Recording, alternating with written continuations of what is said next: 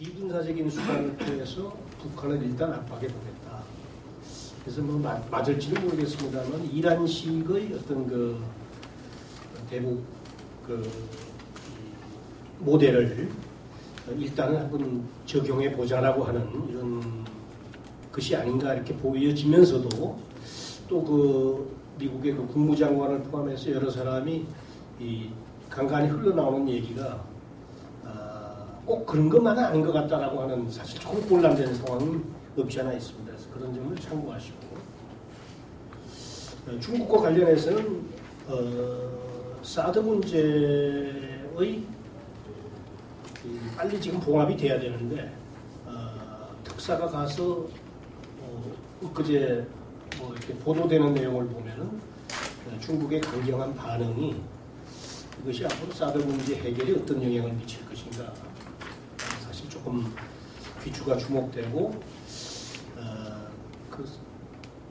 이 특사를 보낸 것이 잘한 건지 못한 건지 저도 사실 조금 헷갈립니다. 그런 상황이 있고요.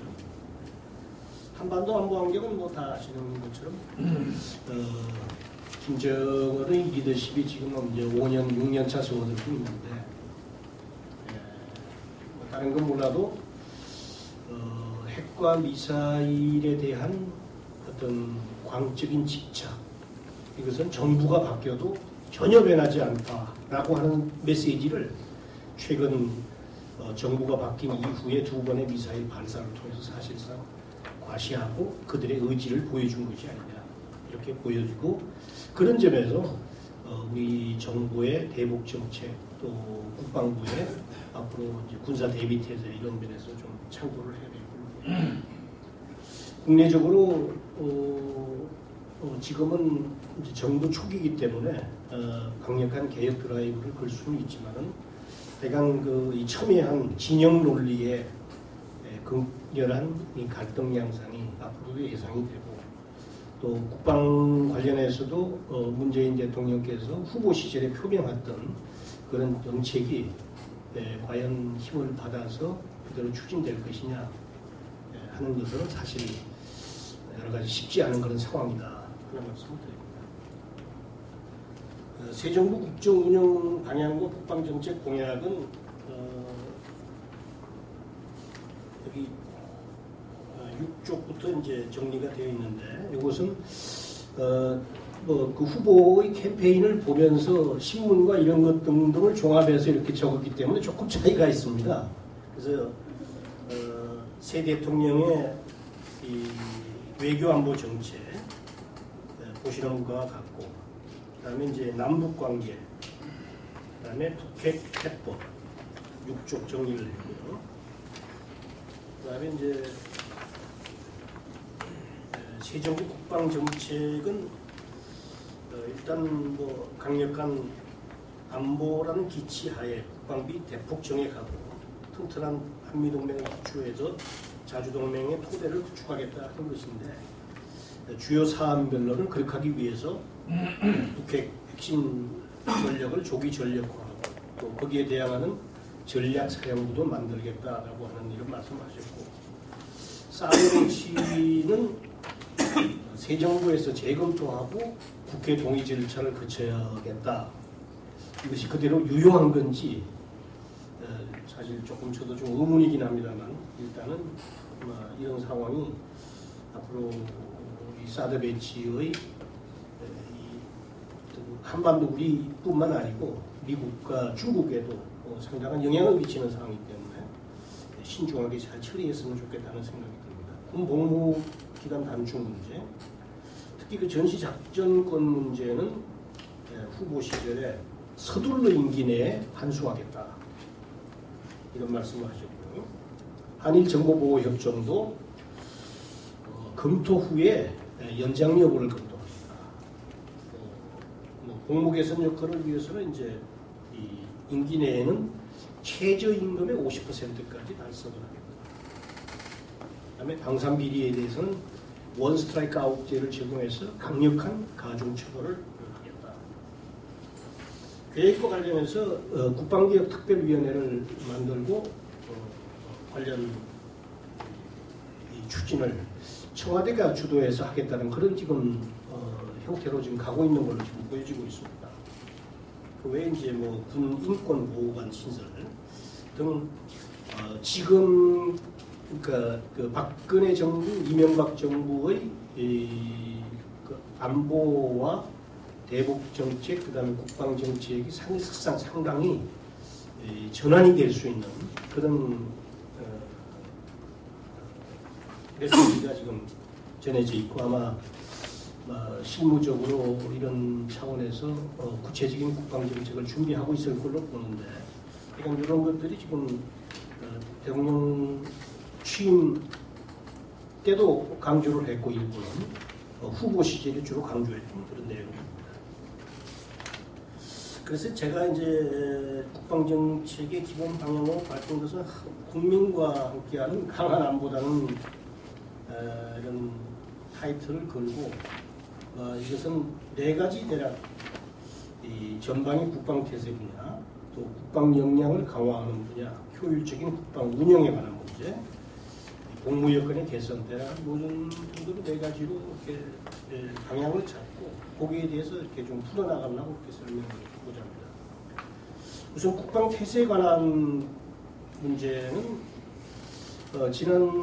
5월 14일 날 북한이 미사일을 발사해서 정부가 이 대통령께 빨리 보고하고 신속한 보고 단호한 조치, 전반적으로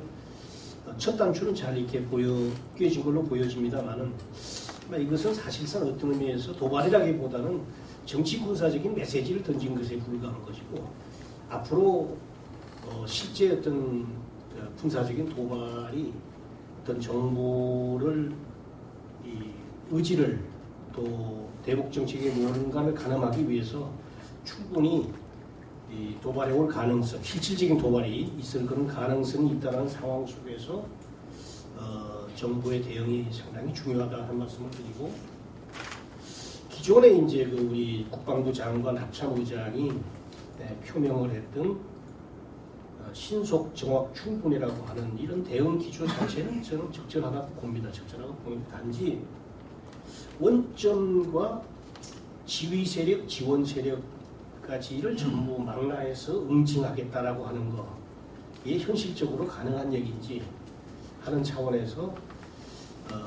좀 재검토가 되었으면 좋겠다 하는 생각을 드리고, 사실상 응징을 할 때는 적으로 하여금 어디를 때려야 될지를 모르게끔 모성을 유지하면서도 이 강력한 메시지를 주는 것이 더 겁나는 건데, 이렇게 딱 사실상 가능하기도 힘든 이런 원점을 포함한 지휘 세력과 지원 세력 전부를 갖다가 타격하겠다라고 하는 것은 제가 사실 볼 때는 이 작전 전문가 입장에서 현실 가능성, 실현 가능성 문제, 그다음에 국민한테 준 메시지에 대한 이것이 이제 상당히 여파가 크기 때문에 이런 것을 첫 국방장관이나 합참의장이 되시는 분들은 신중하게 언어를 선택해서 국민들한테 메시지를 주고 북한한테도 메시지를 줄 필요가 있다라는 생각을 제가 평소에 가졌기 때문에 이 말씀을 드립니다. 과제 1번 이 북한 도발에 대한 국방 군사 대비 태세는 일단 넘어가면서 신종 위협에 대비한 대응 태세. 엊그제도 무인기가 남아온 줄 알고 했는데 알고 보니까 풍선이었다라고 이제 어제 발표가 되었습니다만, 어쨌든 북한의 무인기 도발을 포함해서 ID, GPS 공격, 사이버 이런 것들에 대한 소위 싸우는 방법, 그리고 어떤 절차에 대한 이런 것들을 조금 더 구체적으로 정립을 시켜서 체계적이고 조직적인 대응이 돼야 되는데, 사실 이런 상황이 발생될 때마다 조금 우왕좌왕하고 판단이 조금 흐트러지는 이런 상황에 대해서는 더 좀 정교한 준비가 되어야 되겠다는 말씀을 드리고, 그다음에 이제 지자체장 중심의 민간공경 통합방위 대책 확립에서는 제일 마지막 부분 해양 경제 임무는 사실은 10년 전에 국방개혁을 하면서 해양 경제를 해경에게 전환하겠다라는 것을 했고, 사실 그렇게 되면 군으로 봐서는 부담이 줄기 때문에 이 군으로 봐서는 훨씬 여건이 좋아집니다만은 현실적으로 그게 예산이 많이 들고 우리 한반도 입장에서 하는 점은 지금까지 계속 문제가 되고 있는데, 어쨌든 이 문제에 관해서는 제가 볼 때 빠른 시기 내에 고노고를 결정해서 군에서 전담을 하든지 아니면 해경의 그 딱 타임 테이블을 정해서 인계하든지 정책적인 결정을 할 필요가 있다는 생각입니다. 비대칭 위협에 관한 것은 조금 말씀을 좀 드리겠습니다. 이것이 아마 제가 볼 때 새 정부 국방정책과 안보정책에 어떻게 보면 큰 틀에서 성공 여부를 가름할 수 있는 이 관건이 될 걸로 판단이 됩니다. 그래서 우선 지금 북한의 핵과 미사일에 관해서는 한미 동맹 차원에서 확장국제 정책에 대한 이것을 표명을 하고 있는데, 이거 확장업체에 대한 실효성을 보장하기 위한 제반 노력을 강화할 필요가 있다. 작년 MCM에서 CM에서도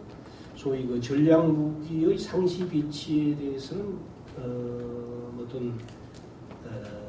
구체적인 그 확답을 하지 않고, 단지 이제 금년에 들어와서 여러 가지 조금 그 미국 전략 무기들이 비교적 과거에 비해서 훨씬 빈도라든지 이런 것들이 더 강화되고 있는 것은 바람직합니다만, 어쨌든 대통령께서 전술핵 재배치, 또 독자적 핵무장론은 뭐 실현 가능하지도 않고 현실적이지도 않다라고 아주 단호하게 표명했기 때문에, 그렇다면은 이것을 무용화시킬 수 있는 나토 수준 이상의 핵전력을 운영할 수 있는 한미동맹 차원의 시스템을 분명히 좀 마련해야 되겠다. 이 말씀을 제가 드리고 싶습니다. 사드 관련돼서는 현 정부 기조하고는 제가 조금 틀릴 수 있다고 보는데, 어쨌든 지금 초기 운용 능력은 갖췄지만 완전 운용 능력을 가급적 조기에 갖춰야 되겠다. 저는 그렇게 판단하고 있고, 그래서 이것은 전략적인 소통, 스트래티지 커뮤니케이션을 만들어서 우리 국민과 미국, 중국에게 의정적인 입장을 가져서는 안 되고, 이 관련에 대해서는 빨리 매끄럽게 좀 매듭을 칠 때 미국하고는 사실상 배치 여부보다는 이 비용 문제에 관련해서 국민들이 아직도 트럼프의 발언과 맥마스터의 발언, 재협상에 관한 이런 여러 가지 문제가 지금 제기되고 있기 때문에 비용 문제에 관한 이런 것들을 더 이상 말이 나오지 않게끔 정리할 필요가 있다 이렇게 생각이 됩니다. 한국형 3축 체계를 얘기했는데 1축, 2축에 대해서는 예산과 그다음에 이제 그 시기를 앞당겨서 추진하면 된다고 보고, 제가 좀 더 말씀드리고 싶은 것은 3축이라고 하는 소위 대량 응집 보공 전략은 작년에 발표를 했는데, 그때 이제 사실은 그 한미연합사 또는 이제 미측과의 긴밀한 협의라든지 이런 것들을 사실 그치지 않은 상태에서 불쑥 나온 이런 문제에 관해서 이 문제를 실효성을 보장하기 위해서는 제가 볼 때 이 정보 자산, 그다음에 이제 타격 자산, 그다음에 타격할 수 있는 이 C2 체계 이런 등등을 좀 종합적으로 이 보완을 해서 3축인 소위 KMPR의 군사적 실용성을 확실하게 보장할 수 있게끔 그걸 좀 구체화시키는 이런 작업, 이것이 3축 체계 중에서 제3축인 KMPR 보강을 이번 정부가 좀 확실하게 했으면 좋겠다는 말씀을 드립니다. 그 다음에 이제 비대칭전에 대한 국가 차원의 총체적 점검과 보강 계획을 제시를 했는데, 제가 우리 여기 박 장군님과 함께 몇 년 동안 지금 전자군님도 계시는데 을지 훈련과 이 KRFV 훈련의 이 관찰관 역할을 하면서 이제 전역한 이후에도 현역들의 이런 여러 가지 활동을 같이 참관하고 있는데요. 실제 지금 북한의 핵과 미사일 또 이번에 2월 달에 봤을 때 이 생물학전의 능력 이런 것들에 비해서 우리가 대비하고 있는 것들이 너무 부실하다. 그래서 우선 군부터라도 비대칭전 수행 태세를 좀 획기적으로 보강할 수 있는 이 화생방 물자, 교육, 소극적, 적극적 방어 대책을 포함한 종합적인 계획을 이걸 좀 얘기해도 사실 그 메리가 잘 들리지 않습니다. 어떤 의미에서 이게 지금 가장 시급하고 중요한 문제인데도 불구하고 막상 그런 상황이 벌어지면은 군은 국가는 물론이고 군 자체로서도 여러 가지 혼란스러운 상황이 눈에 보이는데도 불구하고 이런 대책이 좀 미흡하다 하는 점에서 말씀을 드리고 특히 이제 연합작전을 수행하게 될 우리 17사단 그 다음에 대도시를 담당하고 있는 수도방위 사령부를 포함해서 이 부산 지역의 53사단 그 다음에 대구의 50사단 이런 그 대도시 지역에 있는 부대들부터 이 일률적으로 이제 부대 편성을 화생방 화학대 편성을 똑같이 갖고 있는데 이거를 좀 그 임무와 여건에 따라서 좀 조정을 하고 확충할 필요가 있다는 말씀을 제가 좀 드리고요. 그다음에 이제 정부 차원에서도 이 실제 핵하고 화생방전 부분적으로도 만약에 벌어지면 이게 어떡할 거냐 이게 참으로 막막하고 그 어려운 문제인데 그래서 청와대나 총리실 직속으로 이 문제에 대한 컨트롤 타워도 정비하고 관련 부처는 물론이고 지자체별로도 이 국가적 재앙에 이 비대칭전 수행에 대한 것을 좀 정비를 할 필요가 있다 하는 생각을 평소부터 들기 때문에 이번 문재인 정부에서 이 문제를 좀 심층 깊게 검토했으면 좋겠다 하는 말씀을 드리고 사이버전 관련해서는 사실 우리가 월등한 이 기반과 갖고 있으면서도 북한의 어떤 그 선택과 집중에 의한 사이버전 공격의 본번이 사실은 당할 수밖에 없는 이런 상황인데 우선 군부터 사이버 사령부 중심으로 분산된 조직을 좀 통합하든지 해서 사이버전 종합대책을 좀 발전시켰으면 좋겠다. 그래서 사이버전 교리, 그 다음에 좀 교전 규칙, 이런 전문성 보강 문제, 그 다음에 미국과의 이 기술 교류 이런 등등을 조금 더 이번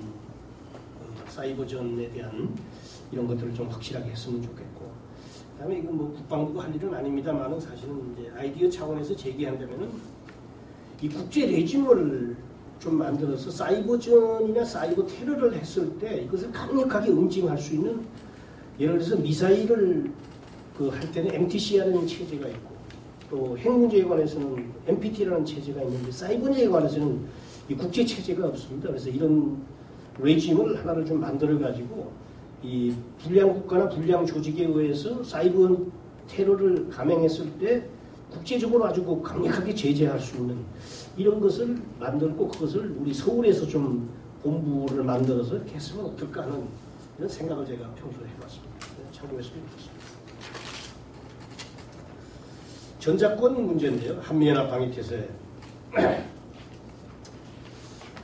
대통령께서 의지로 서둘러 이 전자권을 전하겠다 하는 것은 사실은 여태까지 우리가 추구해왔던 조건에 기초한 이 전자권 전환이라는 것하고 상당한 차이가 있습니다. 두 번의 전자권 전환 연기를 통해서 시기를 결정해 놓고 했던 것이 문제가 있기 때문에 이거 조건으로 전환하자 해서 크게 봤을 때 두 가지 조건, 북핵 상황과 안보 상황 그리고 우리 능력 뭐 이렇게 크게 대변할 수 있겠는데 이 문제에 관해서는 저는 시한보다는 북핵 상황과 한국군 핵심 군사 능력 등 조건에 기초하여 환수 시기를 유연하게 판단하는 것이 적절하고 우리가 너무 이 문제를 서둘러 가지고 할 경우에는 오히려 한미 갈등도 일어날 수 있고 국민들로부터 저항도 일어날 수 있고 또 협상 과정에서 불리하게 될 수도 있다는 점에서 이 전시작전 통제권 전환 문제는 안보 상황을 봐가면서 좀 신중하게 했으면 좋겠다는 생각입니다. 그다음에 이제 이 미래 주도 미래 사령부는 보시면 되고요. 방위비 분담과 변상은 지난번 여기서 토론할 때도 한번 얘기했지만은 사실은 이 가치를 공유하는 밸류 쉐어링이 우선이 되고 그리고 이제 그 코스트 쉐어링이 따라가 줘야 되는데 이 트럼프 대통령의 뭐 좋게 얘기하면 비즈니스 마인드 조금 이 폄하시킨다면 이 장사꾼과 같은 표현을 해서 사실 여러 가지 안타까운 상황이 도래하고 있는데 이 문제에 관한 것은 아마 제가 볼 때 빠르면 금년 후반기에는 시작돼야 될 그런 상황인데 잘 준비해야 돼.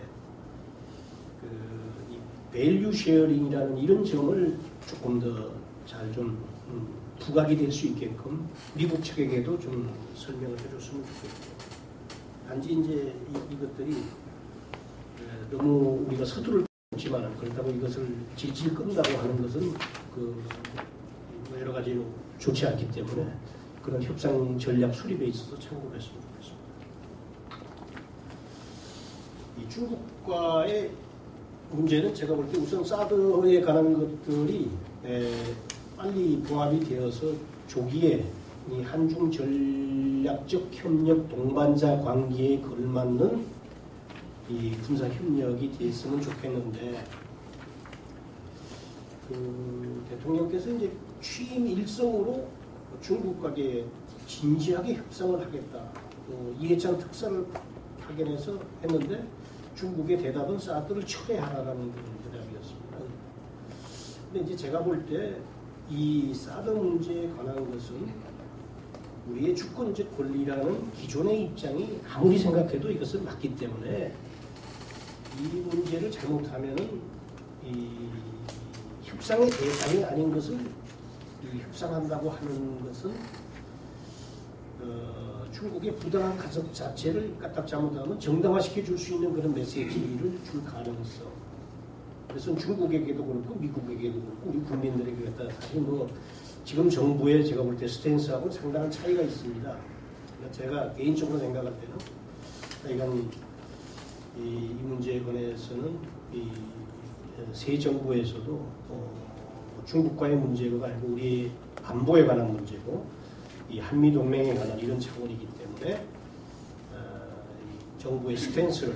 확실하게 전했으면 좋겠다. 국방장관께서 그 얼마 전에 새 정부가 바뀌고 사드에 관련된 답변하는 걸 보고 저도 사실 조금 의아하게 생각을 했는데 이 문제에 관한 일관성 있는 자세라든지 이런 게 필요하다. 개인적으로 생각합니다. 정보보호협정을 일본과 작년 연말에 맺고 1년도 안 돼서 이제 하는 걸 보고 다시 검토하겠다라는 이것이 사실은 맞는 건지 정보라는 것이 1년 또는 한두 번 해서 정보가 효과가 있는 것이 아니고 하기 때문에 이 정보라는 것은 뭐 한두 번 이렇게 도움을 받을 수 있지만 사실은 좀 더 좀 시간을 보면서 해야 될 이런 상황으로 저는 판단을 하고 있습니다. 그래서 1년간 평가를 기초로 연장 여부를 검토하겠다는 것은 조금 이제 정부가 또 국방부 차원에서도 정보의 특성, 그다음에 이 북핵 문제의 해결, 또 한미일 정보 교류 여러 가지 차원에서 연장 여부에 관한 것은 융통성 있게 표현도 좀 만들고 검토해 나가는 것이 필요할 것이다. 이런 생각입니다. 러시아와 유엔사 생략하겠습니다. PKU 문제에 관해서는 제가 이제 현직에 있으면서 항상 그런 생각을 갖고 있는데 한국이 PKO를 파견하는 것은 여러 가지 의미에서 상당히 바람직합니다. 바람직한데 문제가 뭐냐면 항상 불이 났을 때 불을 빨리 119는 그때 적시적인 어떤 그 조치가 필요한 상황인데 불이 다 끄고 났을 때 뒤치다꺼리 하고 들어가는 이런 상황. 이것을 좀 뭐라고 할까요? 좀 보완할 수 있는, 그래서 신속한 PKU가 가능한 그런 법제화를 이번 정부가 추진했으면 국민들로부터도 또 군으로부터도 상당히 필요하고 국제사회로부터도 뒷북치는 PKU가 아니라 적시에 대응할 수 있는 그런 차원이다 하는 말씀을 드리겠습니다. 해양 주권과 관련해서 여기 뭐 전 장군님도 계시고 다 해양 전문가 계시는데 제가 볼 때 이 중국이 지금 이 남사군도, 동사군도 문제 등등에 인해서 전선 확대를 원치 않기 때문에 지금 일시 보류한 것이지 머지않아 이런 것들이 정리가 되면 이어도 문제 등 우리의 남해 서해 지역에도 유사한 문제를 틀림없이 제기할 수 있고 이에 대한 이 국방부 그다음에 외교 안보 차원에서의 대비에 대한 준비를 좀 했으면 좋겠다는 것을 말씀드립니다. 남북관계 관련돼서는 좀 문장군님이 계시기 때문에 제가 뭐 그냥 대충 넘어가는데 단지 북핵 미사일에 대한 거, 또 선제 예방 타격에 관한 미국에 관한 것은 대통령께서 그 후보 시절에 아주 단호하게 반대한다라는 표현을 사용을 하셨는데 앞으로 이제 그 대통령의 입장에서 이런 그 미국의 이런 어떤 올 옵션이 테이블에 있다 또는 필요에 따라서는 예방과 선제 타격을 할 수 있다는 표현에 대해서는 정부의 입장에서 이것을 맞받아서 반대할 것이 아니라 적어도 NCND 그리고 좀 모호성을 유지할 필요가 있다. 그리고 비핵화에 관해서 지금 뭐 문재인 특보 같은 경우는 문재인이 아니고 문정인 특보 같은 경우는 상당히 지금 앞서 나가는 말씀을 하고 있는데 비핵화에 대한 최종 목표가 엔드스테이트가 비핵화다라는 것을 확실하게 북한에게 이 메시지를 주고 그에 따라서는 여러 가지 협상이라든지 이렇게 할 수 있게끔 하는 이런 제시하고 나가지 않으면은 까딱지하고다는 이 핵동결 내지는 현재 상황을 갖다가 중지시키는 것이 엄청난 효과인 줄 이렇게 하는 것은 안 되겠다 하는 저는 개인적인 생각을 갖고 있습니다. 시간이 많이 갔기 때문에 국방 계획에 관련 것은 국방계획에 관한 법률 우선 이제 벌써 10년이 지났습니다. 그래서 국방계획이 또 정부 차원에서 지금 청와대에서 추진하기 때문에 법률부터 제정해서 바뀐 상황을 고려한 국방계획의 법률 제정 이런 것들이 필요하다는 말씀을 드리고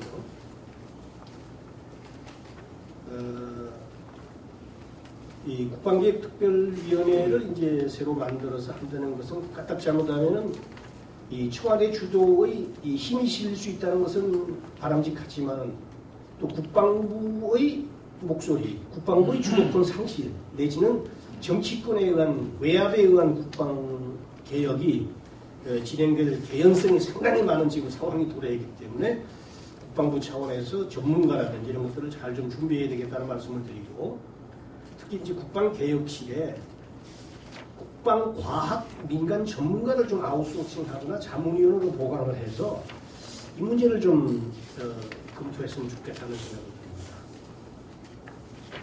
그 다음에 이제 국방개혁 중에서 다른 것보다도 우선적으로 장군 정원 축소 문제는 일반에게 지금 국방계획이 어떻게 보면 상징처럼 그것이 비춰지고 있기 때문에 조금 가시적인 조치가 저는 필요하다 이렇게 생각이 됩니다. 예산 문제에 관해서는 이렇게 되었으면 좋겠다라고 하는데 하여간 금년부터 예산을 국방부에서 이 올릴 때 예산 조정 올릴 때 정부가 충분히 올릴 수 있는 걸 좀 단호하게 해야지. 국방부에 사실은 작년에 그 중기 계획도 약 7% 수준. 그다음에 예산도 금년에 지금 4%가 뭐 이 정도인데 지금 가려면 최소 8% 이상은 하여간 그 정액을 하는 걸로 목표를 해서 해야지 GDP의 2.8% 3%에 준하는 목표연도 그 2022년도에 갈 수 있는 이걸 선정을 엔드 스테이트를 놓고 좀 해나갔으면 좋겠다. 복무개월 18개월 문제, 안보 상황, 병력 자원 부족하는 현상, 전투력에 미치는 영향 종합적으로 검토했으면 좋겠다 하는 말씀을 드립니다. 방사청 이 군사력 획득 문제에서는 이 장관과 총장이 사실은 이 제대로 역할을 하지 못하는 것이 현실입니다. 그래서 이 국방장관 책임 하에 이 어떤 획득 업무와 방사청의 감독 이런 문제를 놓고 봐야 되는데 사실상 이 장관의 지휘 감독 범위 어떻게 보면 밖에 있는 이 획득 문제에 대한 이 문제에 대해서 정리가 좀 되었으면 좋겠다는 말씀을 드리고요. 그다음에 이제 방산비리 척결을 위해서 뭐 방위사업 감독관을 위해서 현지 검사를 파견하고 하는 것들은 이게 정부 조직에 이게 바람직한 거냐. 그래서 시스템적으로 보완할 수 있게끔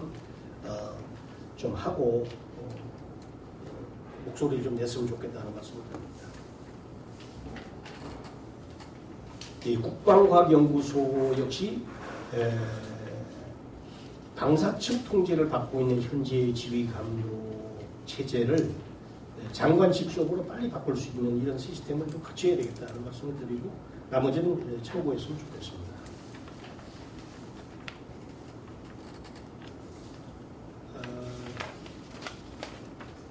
과제 8, 9 넘어가고요. 이제 국방 조직 관련해서 국방부의 복수차관제는 이건 충분히 좀 검토를 했으면 좋겠다. 그래서 뭐 국방부가 사실 하기가 좀 곤란하겠지만 국방부보다 훨씬 작은데도 지금 1, 2차관을 갖고 있는 데가 많은데 이 국방부 같이 엄청난 이런 이 부서에서 국방차관이 한 사람으로 이 전문성과 효율성을 다 하고 장관을 보좌하기가 좀 벅차기 때문에 1, 2차관으로 구분했으면 좋겠고 사이버 정책부 또 대북 전담 조직 이런 것들을 위한 조직 개편에 관한 것도 검토했으면 좋겠다. 마지막으로 인사 문제 관련해서 뭐 이것은 뭐 저희가 할 상황이 아닙니다만 기왕 이 보고서가 청와대에 간다 그러니 이 새 정부 들어서서 이제 이 인사와 관련된 것들이 특히 이 현역